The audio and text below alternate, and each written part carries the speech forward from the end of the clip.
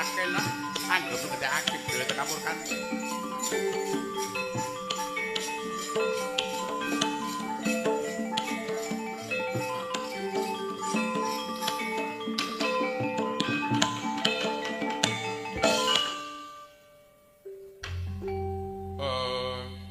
Kocap kacarita. Perkudara kang ngosar kuat ngengkrek nafsune. Dipun cegah kaya mertuane ora kena. Ing kono diambahi maneh mertuane Sang Hyang Antabuka. Nyegah dening Werkudara dipun bulet dening butute. Dasar saking pintering Sang Hyang Antabuka. Werkudara ora kena dipun cegah. Dipun kibatake kalih petitil boten Werkudara dawah wonten pinggir Segara Kidul. Enak iya nak aja baketake.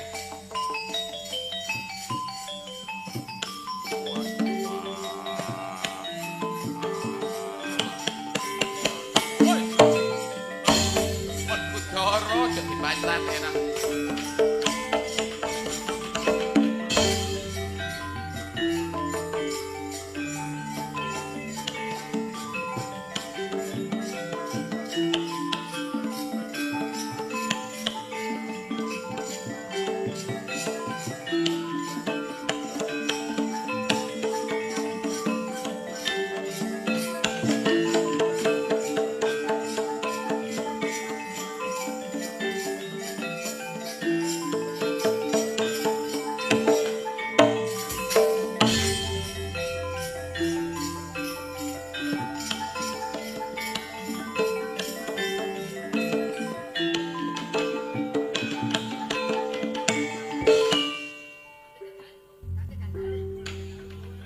Manganjuring Sang Werkudara lumaku mangucap godhek simbar wanya malang pupu nyolir kadya kang jer